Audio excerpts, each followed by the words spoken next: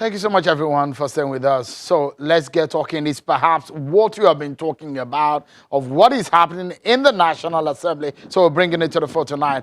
Our conversation is about the controversial Infectious Diseases Bill. The bill originally titled the Control of Infectious Diseases Bill, co-sponsored by the Speaker of the House of Representatives, Femi Gbajabiamila, also Honorable Pascal Obi and Honorable Tanko Sununu.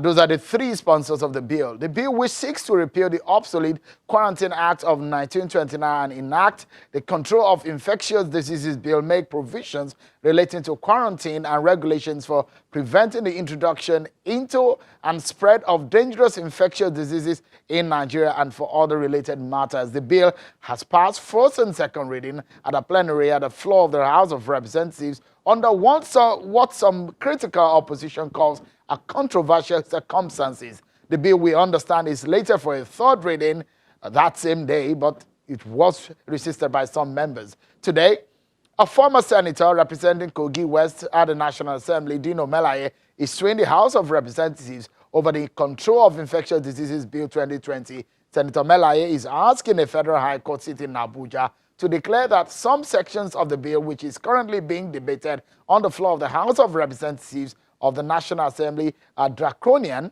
oppressive, and authoritarian. Also, the political opposition coalition, CUPP, says it has intercepted very credible intelligence, according to them, or planned by the leadership of the House of Representatives to forcefully and without adherence to the rules of lawmaking to pass the bill 2020, which is allegedly proposing a compulsory vaccination of all Nigerians, even when the vaccines have not been discovered.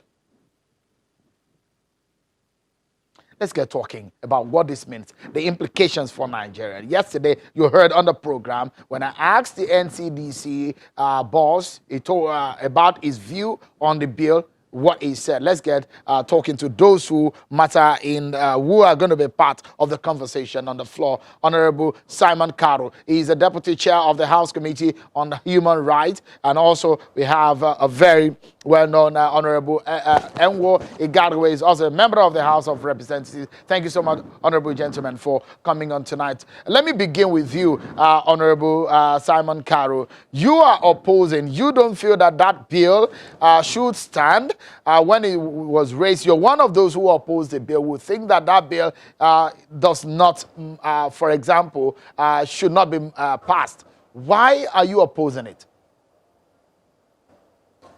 Well, thank you very much for bringing me on the show. I would not outrightly throw away the bill because it has some merits in it.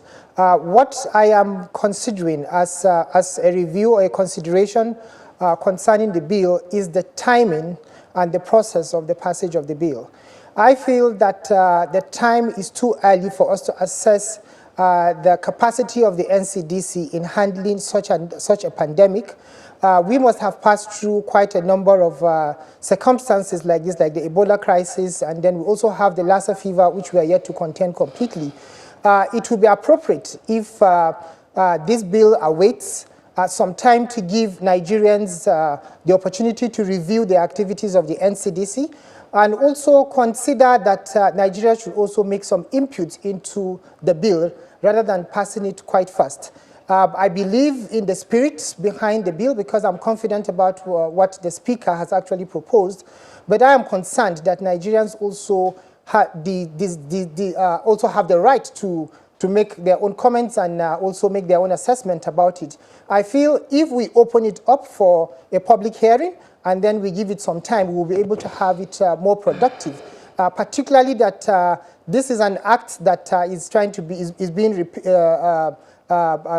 amended that was initially enacted before the independence of Nigeria. So I feel it is actually timely for Nigerians to actually go back to that and amend that. But timing and process is absolutely key in this matter.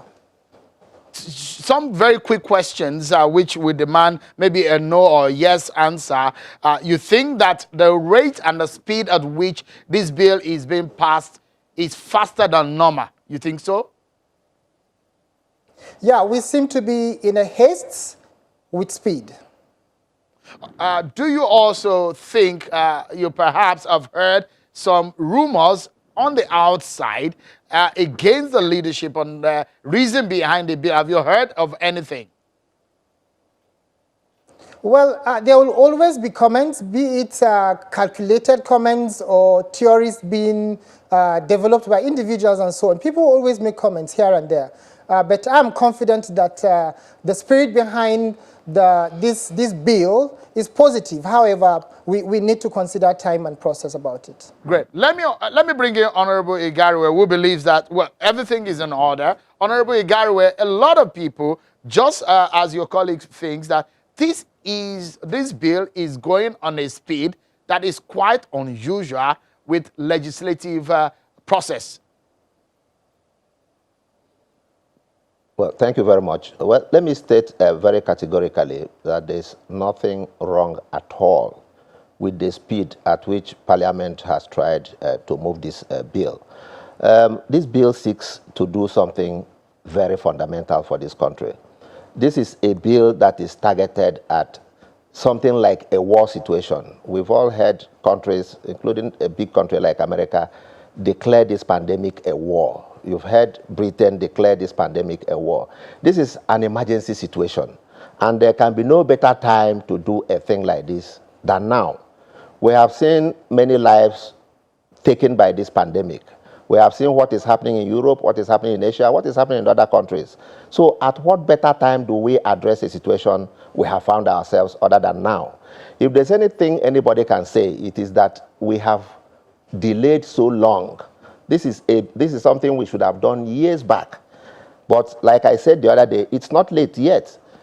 On the 27th of April, that's just about a week ago, the United Kingdom, anybody who is following international news will know that the UK even tinkered with their own public health law.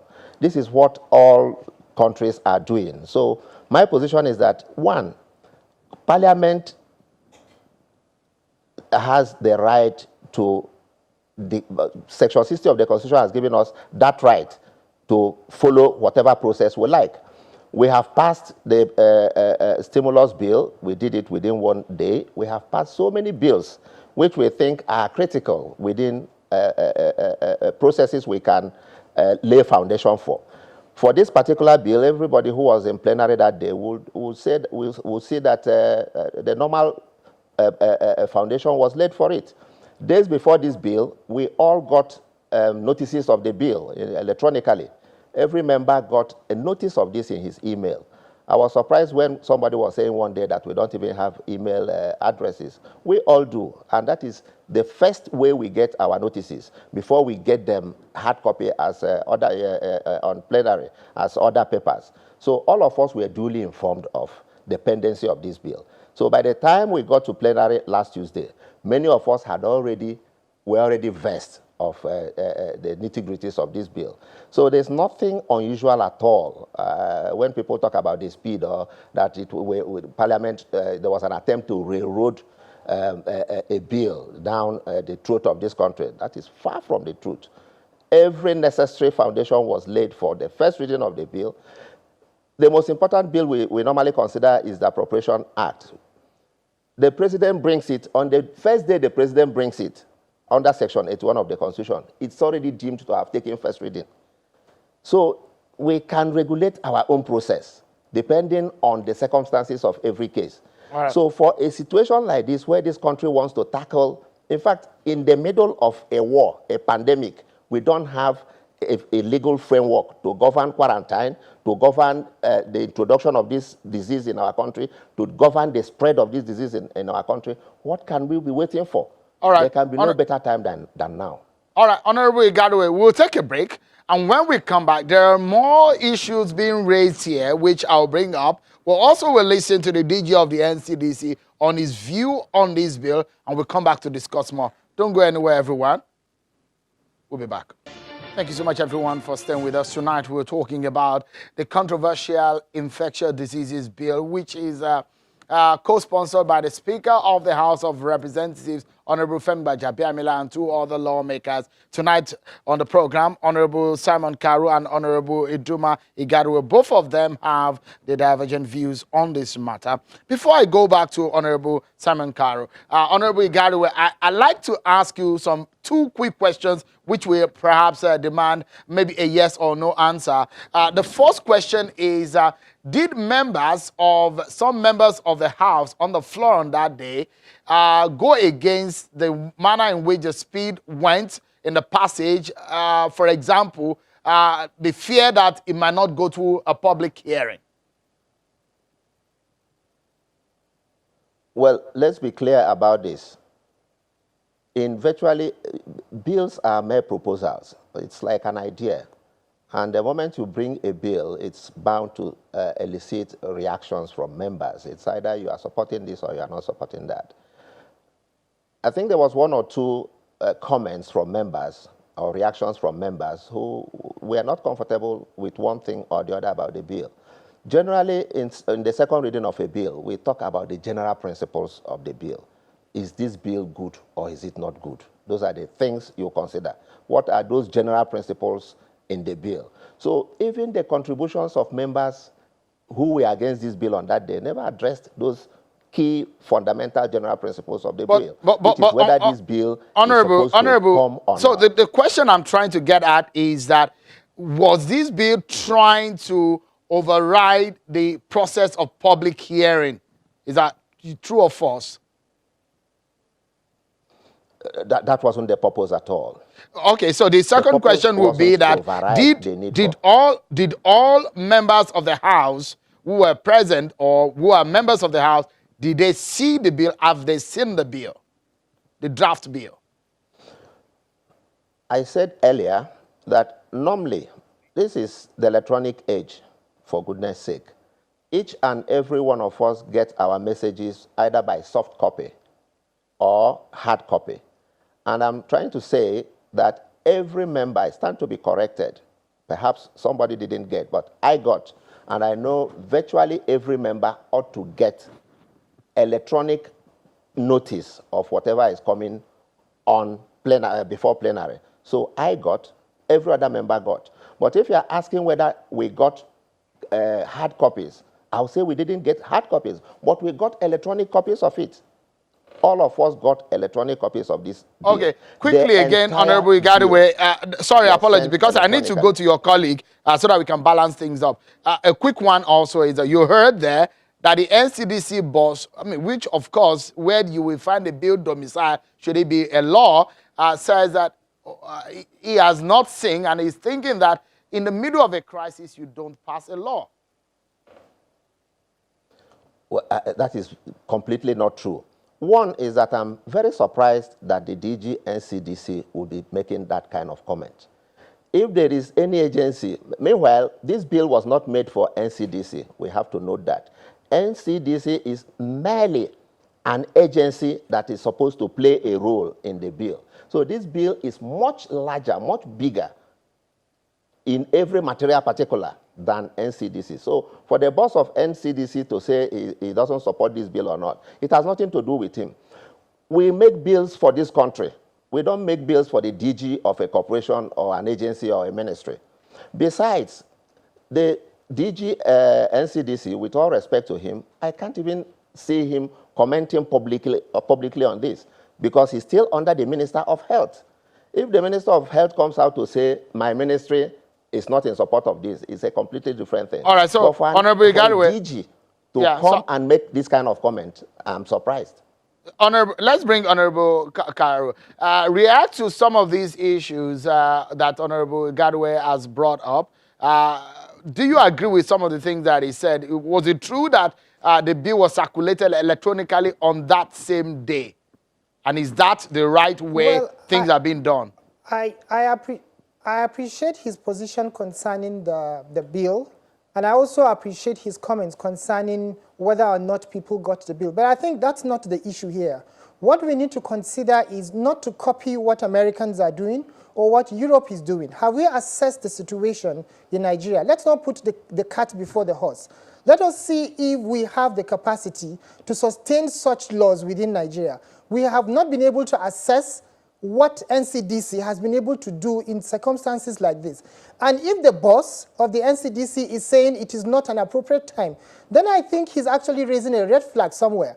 We need to assess the readiness of such an agency, the readiness of the Federal Ministry of Health, the capacity of the institution we have, the structures we have within, whether they are good enough to actually handle such laws if put into place. I am not against the law or the bill as it is now. It is with good intention, the spirit behind it is good, but then there are certain things that Nigeria needs to look at. We need to begin to look inward. Enough of looking at what countries in Europe and America is doing. We were not there when they began to put their structures in place. So we shouldn't be running at their speed. We must come home, look within, and look at what our structures actually have, rather than copying what America is doing or what Europe is doing. For example, just today, some cities opened up for people to actually partially move around. But the entire concept, the entire idea was abused. So let us look inwardly. Let us look at what works for us. Honorable Karu. I give credit to how we handled Ebola crisis for whatever reason. So that brings us to the opportunity to look finally so that we can debate these, both yourself and Honorable Igariwe. So there are fundamental issues that some other stakeholders who are not members of the House are raising. 4 issues. I'd like you to quickly mention on them. Threats to human rights and abuse of power. Those are the issues they raised over the bill. They say it is ambiguous and lack clarity. They also said that there is interagency conflict and jurisdictional rivalries. And the 4th one is that there's a lack of public scrutiny and stakeholder review and engagement in that. In those 4, do you agree? In my quick response to this, a public hearing solves the entire problem. Because when the public is engaged on that matter, whatever form of ambiguity it has, it will be cleared.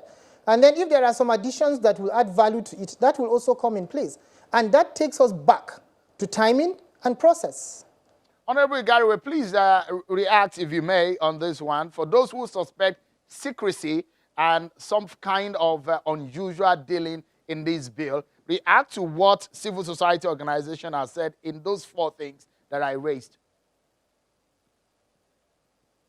Well, let me just say that the issue of secrecy is unfounded, completely unfounded.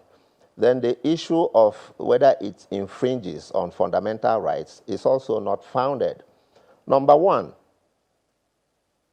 let us be clear about what this bill seeks to achieve. This bill seeks to prevent infectious diseases coming into this country. You see, it's just very easy to call them infectious diseases. This is a situation that has brought the entire world to a standstill. I'm using corona as an example. Of course, we have so many of these infectious diseases, including the ones we don't know yet. The point I'm trying to make is that it is a very serious situation. Imagine a situation that a country like America, has led to lockdown of whole cities. It is very unusual. So when people begin to, look, there are rights we have as individuals. There are also duties we owe to the public as members of society. We can't just continue to emphasize our own conveniences or our own rights. We should think more of our duty to society. So if, for example, like some people have said, declaring somebody's property as a place to be locked down, and some people are arguing that it deprives them of right to property as enshrined in the Constitution. Right. So, Honorable Igariwe, we're out of time quickly, yes. and I need we are less than 1 minute before the end of the show. But this question I'd like to ask you. What can you say about the reactions to vaccines? People are saying it's a ploy to get them vaccinated at all costs against their wish. You just have 20 seconds for you to react, then I'll get to Honorable Karuz. That is completely a misconstruction of what the bill stands for. The bill stands for mandatory provision of certain things, which could include vaccine and other things that may be required in solving this problem, this pandemic.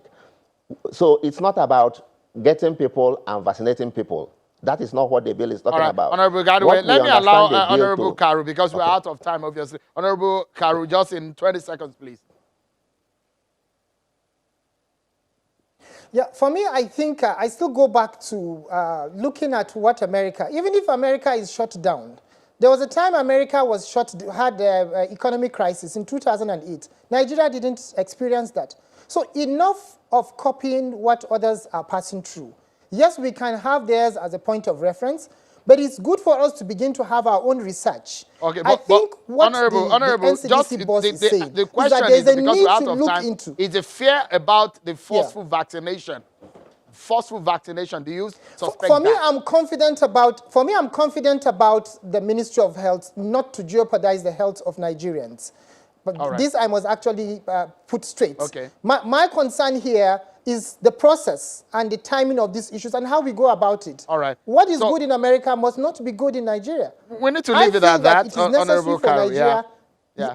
Because we are totally Yes. out of time. Honorable Simon Karu, thank you so much. Thank and you. Honorable Igadewe Enwo, thank you so much, gentlemen, for coming. We look forward to tomorrow at the plenary and see what comes out of it. Thank you so much, everyone, for watching. I'm Sean Akimale. Bye.